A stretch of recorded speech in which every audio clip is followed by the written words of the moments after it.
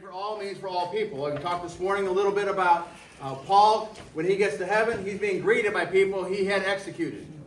I mean, it is a thing that is just incredible that God wants us to love all people. And so we start off, for those who are new, just to kind of bring you up to, some of you are hearing this every week, but the book title is Charity for All. And that comes from Abraham Lincoln's second inaugural address. To this day, every single president compares their inaugural address to that. That's like the best of the best. And if you can get anywhere close to that, you're a pretty good speaker. It's been a long time since anybody's even come close. But in that speech, he is saying charity for all. By charity, he doesn't mean just handouts, that sort of thing. He's talking about love. That's the real definition of charity, is love. And when he says that, in his audience, that's what I want you to picture, is that audience.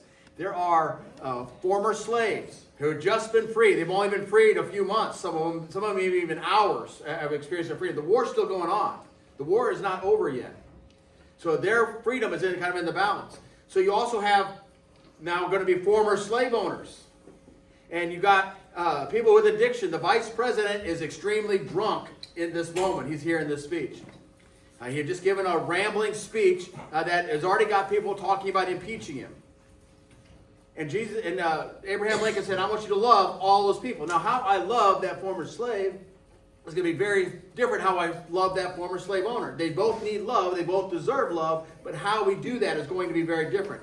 How he chose to love Andrew Johnson, who was drunk, needing addiction recovery, was going to be very different than how he treated U.S. Grant, who had been in a recovery program already. He actually was our first card-carrying member of the Sobriety Society. He was aiming for that. At some point, he finally pulls it off. But how you love is going to be very different. So we're looking through the book of Matthew on all the different ways Jesus demonstrates his love for people. And again, sometimes it's for the villains. He loves the villain just as much as he loves the oppressed and the victim. Too often we get so focused in on one side that we attack the other. That's not how Jesus operated. He was a different sort of character. So we're going to talk about some things today in Matthew chapter 11. I'm going to read this to you. Now, when Jesus had finished instructing his 12 disciples, he went on from there to teach and preach in their cities. Now, when John heard in prison about the deeds of the Christ, he sent word by his disciples and said to him, Are you the one who is to come, or shall we look for another? And Jesus answered them, Go and tell John what you hear and see. The blind receive their sight, and the lame walk, lepers are cleansed, and the deaf hear, and the dead are raised up, and the poor have good news preached to them. And blessed is the one who is not offended by me. So let's take a look at this verse. John the Baptist is in prison. He is in prison. He's been doing what he has been called to do. He is doing the right things. He has not committed a crime as far as we would be concerned. He is faithful in doing what God has called him to do, and now he's in prison. And as a person who's visited many prisons, I visited all the prisons in Missouri except for 2. Some of them are darker than others. I visited a few here in Oklahoma. I've spent some time in there, hanging out with folks. And I got to tell you, the prison that John the Baptist is in is nastier than any part of any prison that we've ever experienced in our country today. He is in this place. And as he's sitting there, thinking about his life, maybe wondering if he blew it when he decided to follow after his cousin Jesus and declare him the Messiah. He's not too sure what's going on. He is concerned that he wasted his life and he's in prison for nothing. I mean, I could suffer just about anything if I can figure out the purpose. If I can figure out the reason, I can take the pain. But if I don't know the purpose, it can be real difficult. So John wants to make sure that he's paying the price and it's okay. So he sends his followers.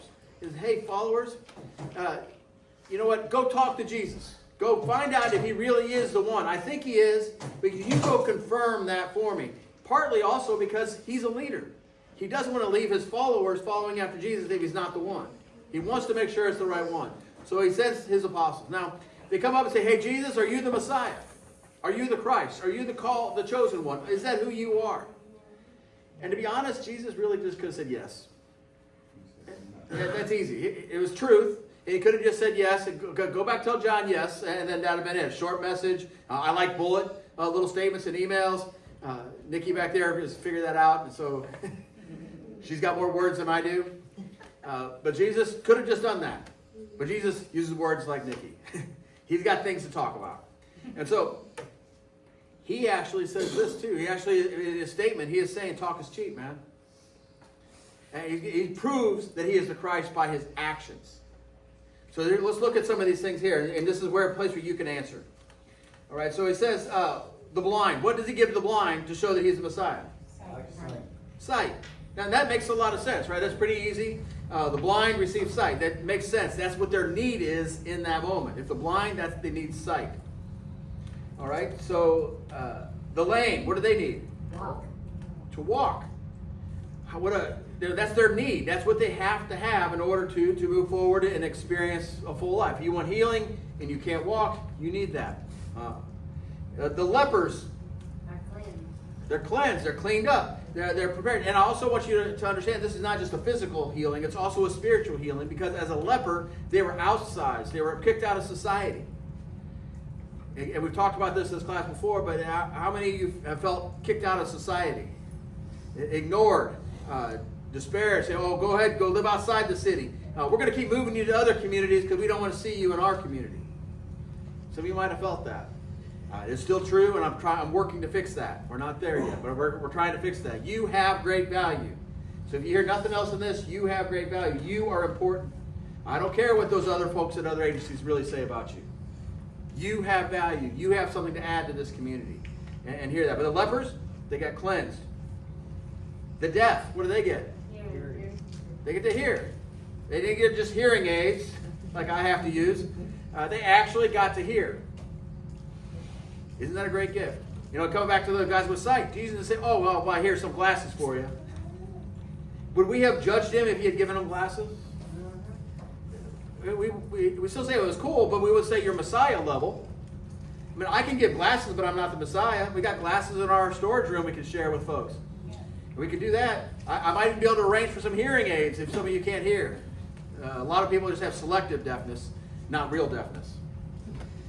So all that, we could do that, but that doesn't make it the Messiah. Jesus actually makes the deaf hear. The sight actually get to see. The lame actually get up and walk. It's a beautiful thing.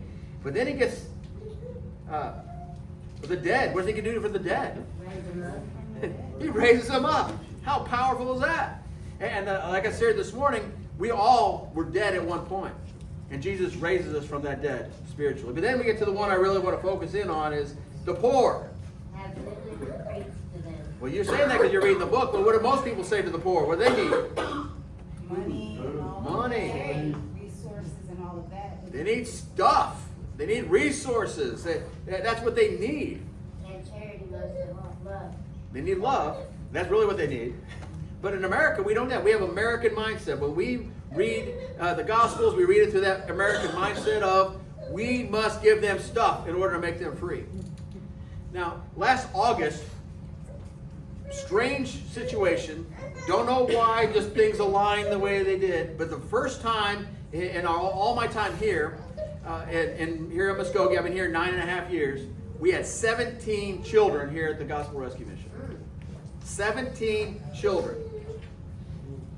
I'm going to take a moment to be a little rude for a moment, if I can. During that time, we have 17 children. I was at City Muskogee, their homeless task force meeting. And we're in the meeting, and they made an announcement. Hey, you know what? We got 10 homeless kids in Muskogee. I was like, but we got 17 at the Gospel Rescue Mission right now. So your numbers can't be right. So they don't know what they're doing. They don't know the count. They don't know you all. They're separated. So I just throw that rude moment out, kind of attacking our lack of homeless task force. But we had 17 kids. We put it in our social media. Hey, everybody, we got 17 kids. And you wouldn't believe all the stuff people wanted to give us. They gave us diapers and baby food and cribs and strollers and junk stuff. But what we really needed was them to give charity, to give love. We said, you know what we really need is you to come here and help mom out. Now, we got a single mom here. You don't have to be the only one who answers, but what does a single mom need? She needs somebody to hold the baby once in a while. She needs somebody who can watch, when you have more than one. I had 3 kids, and sometimes it took both my wife and I to wrangle all 3 of those, and my daughter's got 4.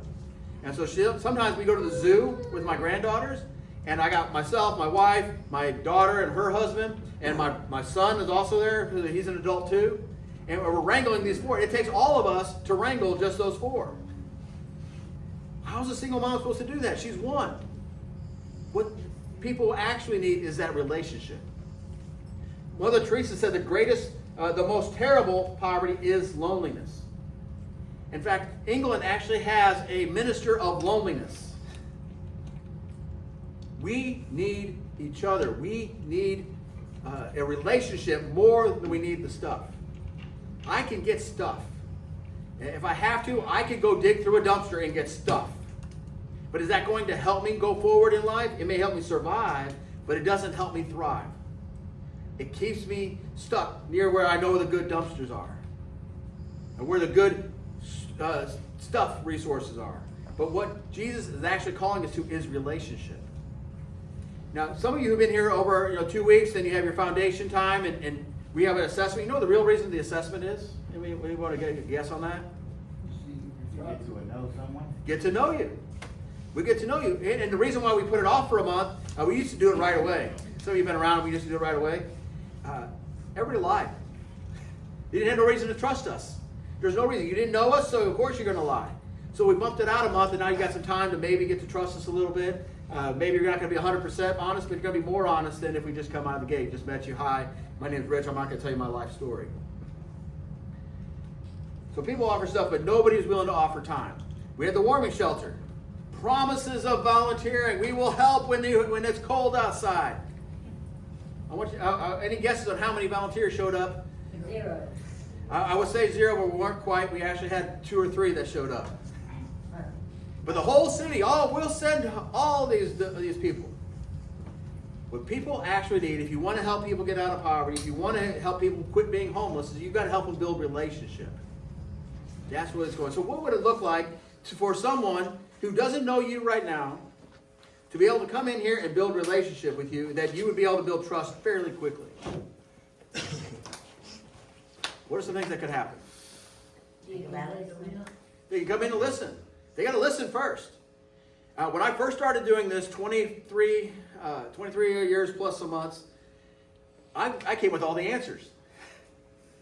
When I met you, I was telling you all the stuff you needed to do.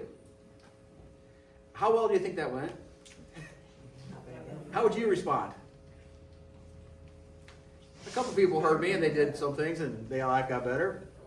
But for the most part, did nothing. And you know why that is? All my ideas were good for some people.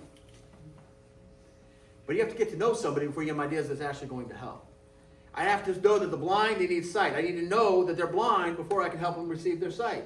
I got to know that they're deaf before I can help them receive their hearing. I have to know that they're lame before I can help them do that. I have to meet the actual need, and I can't do that unless I take time to get to know them. I can tell that blind man, hey, you know what? Why don't you get some crutches? Or that blind man, why don't you put on some hearing aids? That's nice. It's not going to help. Got to get to know them. So how else can somebody get to know you? Take time to listen. So people in the community, if I was going to have them come in here, how could they build trust with you?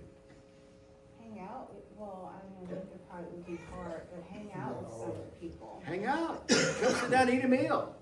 I learn more over meals than I do any other part of thing I do. If we can't be a community in here, how can we flourish in the community out there? Oh, that's a real good point. I don't have a real good answer for that, but we got to figure that out in here.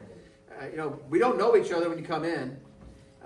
Eventually you kind of get to know faces and you kind of get to know people, but we got to figure out how to get along together. And it's tough when you got to sleep with people who maybe are, sleep in the same room. Let me clarify that. Yeah. Sleep in the same room with someone who maybe they snore, they're disruptive, something else is going on, they smell a little funny. It's hard, but you got to take time to do it.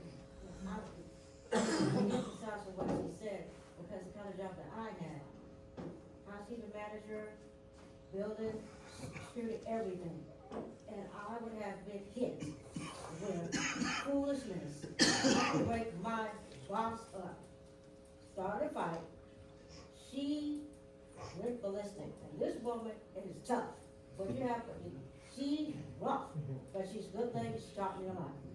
The problem is, you have to, in your communication skills, when someone says something to you, immediately, you might not like it, but flip it off. Don't say, yeah, I'm gonna take her out, or we gonna have it outside, or she not gonna tell me what to do.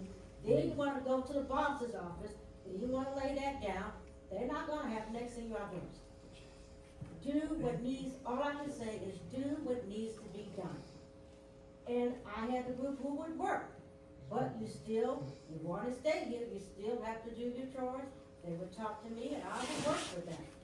But just saying, I'm working, I'm not doing what's required, I don't have to do this, outdoor, that bad gone. That's just the way it is. And sometimes the greatest wisdom is keeping your mouth shut.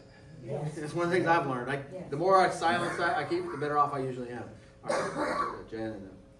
In the book of Philippians, it teaches us to humble ourselves and to have the attitude of humility and to have the attitude of forgetfulness. Like, leave yesterday behind you because it's yesterday.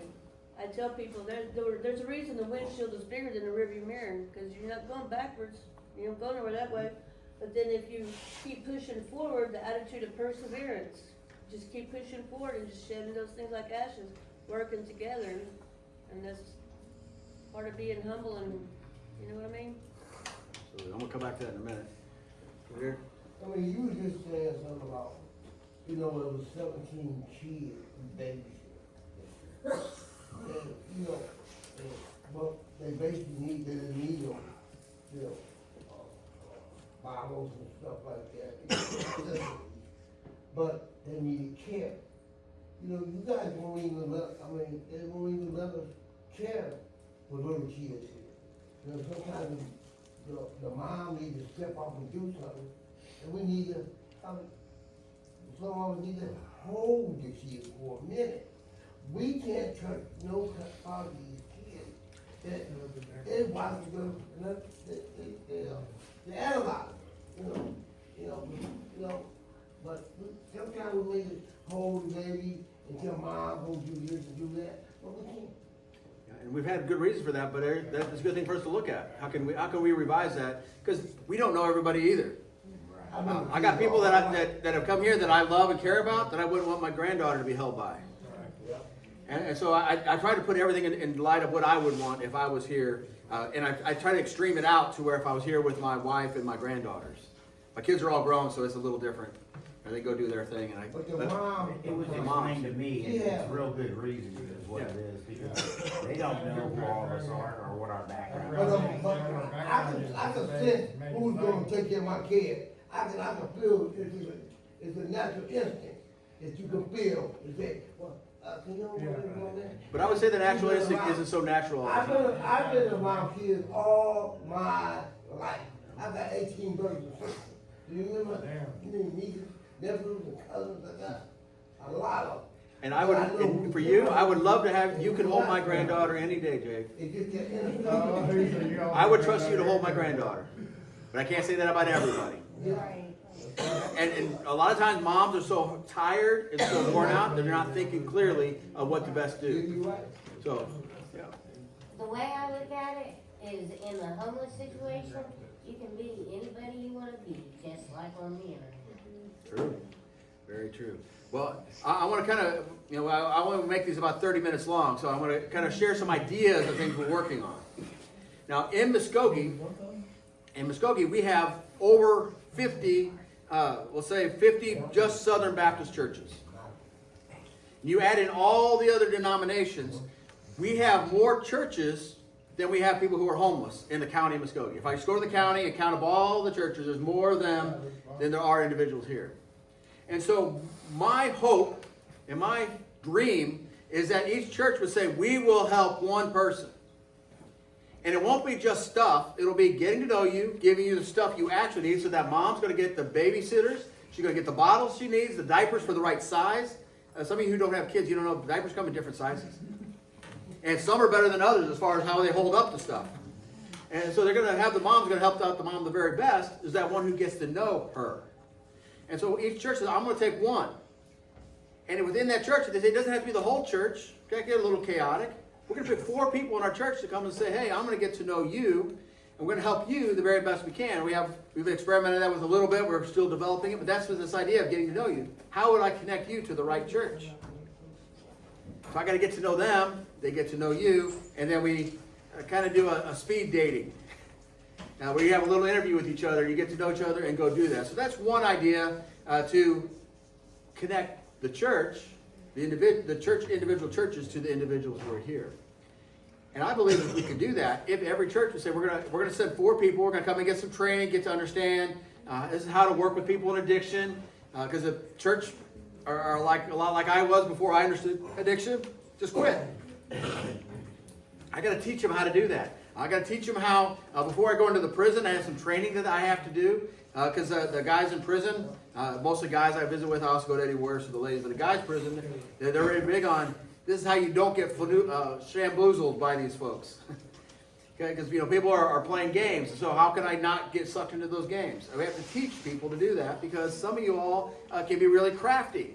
So we got to teach them how not to be fooled. They're still going to get fooled. That's just the bottom line. I get fooled all the time, and I've been doing this for 23 years. I can't imagine not getting fooled once in a while. We're going to teach them how to do that. Teach them first aid. Because sometimes you're going to be hanging out with you, and all of a sudden something's going to happen. They need to know how to do CPR or patch something up. Hopefully not patching like get hit by a car or something. But they have to. I want them to be able to do that because I'm handing my friends off to these people. I want to be careful, and I also want to check them out so I get to know them. So it helped the church do it. Very beautiful. I got one of those myself. First aid cards, beautiful thing. But just learn some basic skills. So that's one program. Now the second program, it would be after actually you move out of here. You're in your own place. All right, so I got this laid out here. This is kind of a standard neighborhood. All right, so imagine a standard neighborhood. And in a neighborhood, it used to be you got to know your neighbors. Now I can tell you, my neighbor who lived next to me growing up, she recently passed away.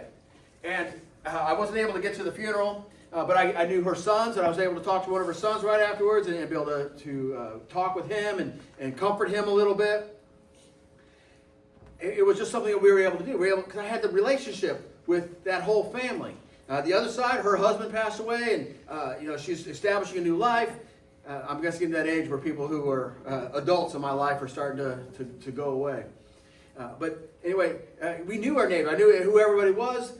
They knew when we were out of town. We knew when they were out of town, and we would wash their house. We would make all that happen. We watched out for each other. Now, I want you to imagine a regular neighborhood. Now, some of the things in the neighborhood. Of course, we got houses in the neighborhood. And the houses, I'm going to put a couple apartments too. But, we got houses. Let's see if I can find my apartment in here. House. There's my apartment. You got houses and apartments all in a neighborhood. Now, how often do you get to know the people that are even in your apartment if you're in an apartment? Or do you avoid them? Sometimes. It used to be we would go to the neighbor and ask for sugar or salt, not because we needed sugar or salt, but it was an excuse to go connect. Sometimes we really did need sugar and salt. But most of the time it was just so we can connect. We'd go sit on the neighbor's porch and we'd have cookies together and punch. We were kids, so that was what love was cookies when I was a kid. But we got to know each other. So what if we had neighborhoods who just got to know each other? All right, so first, that starts off there. What are other things in the neighborhood?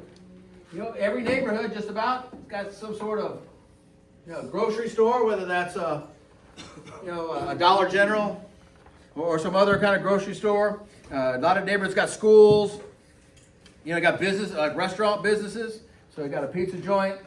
Pizza's a really great food. I think I praise God for His invention of that.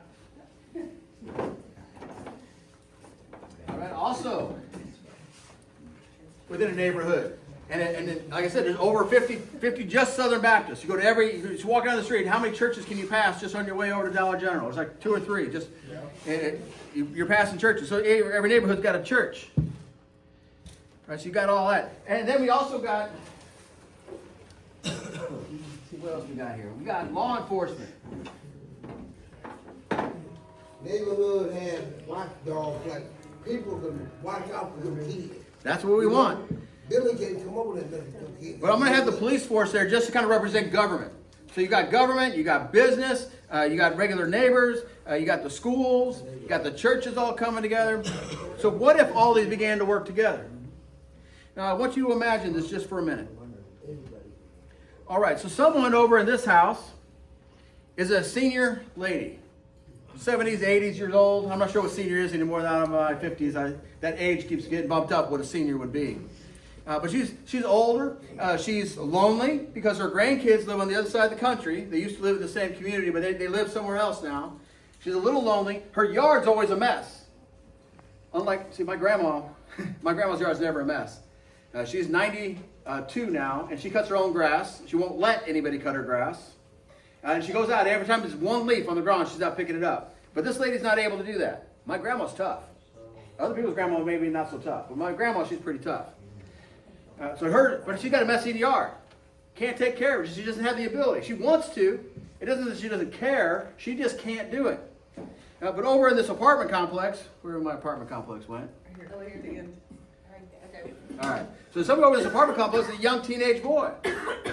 A teenage boy doesn't have anybody to hang out with after school. He's coming home all by himself. I was one of those they used to call latchkey kids. And so I got released from school, and I'd have to go there and take care of it. And the mom's always worried. The mom's concerned because her son's coming home every day and there's nobody there to hang out with him and watch out for him. And he's going to get himself in trouble eventually because he's 12 or 13 now, but eventually trouble comes. And she doesn't want that. But you know that maybe what that 12 or 13-year-old boy came over and cut the grass for her and hung out with her. Not just to babysit for free, but to exchange his ability to cut the grass for some child care. Now, she still has something to give. She's not only doing child care, but maybe somebody else over here works at the grocery store and they have to have a uniform. They have a uniform shirt, but it's tore. Now, most of the time we just get rid of stuff now. But there used to be a time, and my wife's a seamstress. There's somebody over in one of these other houses who's a seamstress. Now, that's the pizza joint. They don't do stuff there. So somebody in this house knows how to sew. And so they're going to patch up her uniform shirt so she can keep going to work. Because what happens if she can't go to work? She gets fired. She's going to get fired. You're not fired. You don't miss many days of work nowadays before you get fired. And what this is going to require is us working together. I believe the best place to work together is a central place that doesn't get any personal benefit out of it, called the churches. And the concept is called being a time bank. So what you do is they keep track. Say, okay, she's giving sewing, she's giving some child care, he's giving a lawn care, and then somebody over here in this else in the apartment is giving a mechanic so they can fix somebody's car so they can drive to where they need to go, and they're helping each other out. At the same time, the businesses are saying, I care about this neighborhood. If I have a choice, I'm going to hire people in this neighborhood first. Especially when we're talking about the culture of poverty. The number one issue in every city of the country, and I've talked to poverty fighters everywhere, and the number one issue is transportation. But it's a transportation issue if your job is in your same neighborhood, if your grocery store's in the same neighborhood, if your child care is in the same neighborhood, if your church is in the same neighborhood. See, the neighborhood could work together to solve those problems. See, then it's no longer stuff. It's relationship. It's relationship's going to make the difference. Because then you have some stability. You're going to start having some hope. And then you're going to start celebrating when so-and-so graduates high school. My family went over, I happened to be working that night, but my family went over to the neighbor's birthday party. He's 9. He got to have a birthday party with more than just his family. It was his extended family. And when this is done right, we're going to know that grandma went to the hospital and there's nobody there checking on her mail. They're going to start watching out for her house so nobody breaks in while she's gone. I'm going to finish with this story because this is an illustration. This is kind of where the idea came from. When I lived in Washington State, I lived in a rough neighborhood. We said we were Hilliard tough. Hilliard was our neighborhood. And we had for a long time, it's dropped down. We used to be the number one in crime. It's not one you want to be number one in. But that's where we were. We were number one. And in fact, my own house got broken into while we were there. And I had to chase off somebody. It was not a fun experience. But in that neighborhood, 2 houses down was an elderly lady. And we would check on her once in a while. but not very often. It was just occasionally. We didn't do it probably near as much as we probably should have. But every day, every Tuesday was our trash pickup day. And every Tuesday, she would roll her little cart down to where they picked up the trash. It was in the backyard of the alley. And she would take it out there, and she would leave a little note for the garbage man. Thank you for your service. Appreciate you. You're great. If it was hot, she might bring him coffee. If it was cold, might bring him lemonade. All those things. She made relationship with that garbage man. Most of us don't take time to get to know our garbage people. You don't get to know our mail people, but she did that. Well, one day the garbage man's coming down the road, and there's no trash can out there. And he kind of scratching his head, and he's a little confused, and said, what's going on? And his first thought, well, maybe she's on vacation, but usually she tells him. So most garbage men are in a bit of a hurry. They got to get their routes done. They got to get it all done. But he takes the time because now he's got relationship. He goes up and checks the back door. He bangs on it, knocks on it a little bit.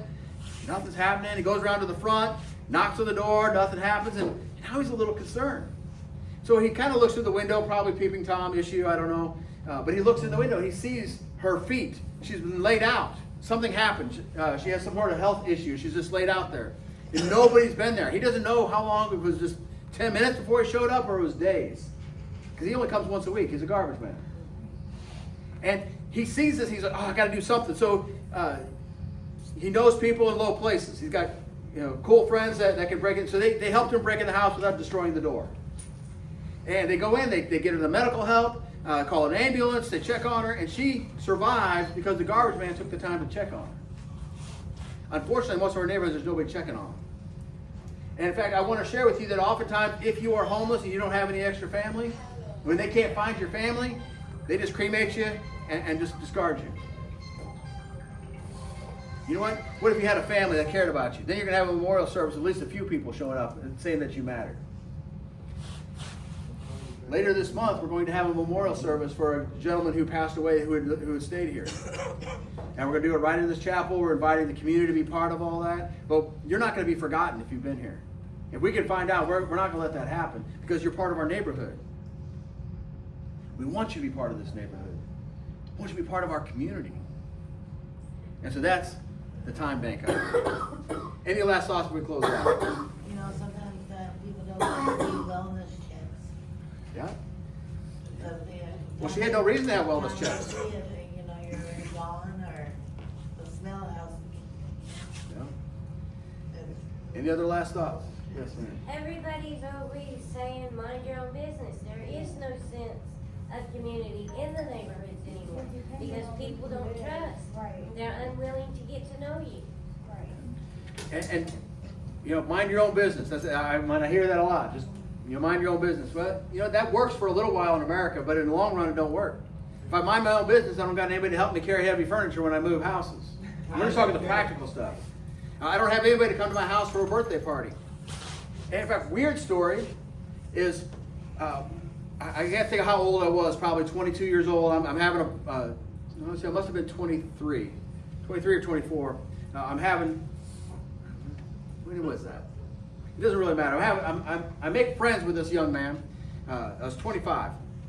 And I'm having a birthday party. I'm having a birthday. My parents buy me a birthday cake. They're away at college, but they pay somebody to bring me a birthday cake. I have this birthday cake. I have a big birthday cake all to myself.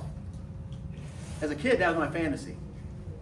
All the cake to me. I don't have to share it. But it wasn't long after the first piece, I was thinking, well, that's kind of a bummer. This birthday cake isn't so fun. Blowing out candles to myself sucks. I don't know if I can say sucks in church, but it was terrible. I didn't enjoy it. And it happened to be that I made friends with this guy named Micah who comes down and he happens to be walking the hall. And I was like, hey, you know what? I'm having a birthday. Come on in. And I invited him to my room and we shared cake. About 5 days later, I'm in the dining hall and I see Micah there. And I go talk to Micah and sitting next to him are a couple young ladies. And one of them ends up being my wife. She wasn't my wife then. But because I had shared birthday cake with Micah, Micah introduced me to the lady who ended up becoming my wife. All because I took a moment to say, don't mind your own business, let's come together. Yeah. Made all the difference. Now it's 28 years. All because of a birthday cake. So let's do this together. All right, let me pray for us. Jesus, we again come to you and we ask for your Holy Spirit to come. Speak, Jesus. Speak to our hearts and minds. Help us figure out how to come together, to be a community, to build relationship. It's relationship that's going to get us out of poverty, not stuff. Yes, we need some stuff, but really we need relationship. So I pray that those watching on video, watching this, would say, I want to volunteer. I want to come be part of that community. I want to come and play games. I want to come and visit. I want to come and eat meals. I want to just come to get to know. I want to take them to my church and let them be part of my small group. I want people to be part of my church family too. Jesus, I ask for your Holy Spirit to go out and make those things happen. Amen.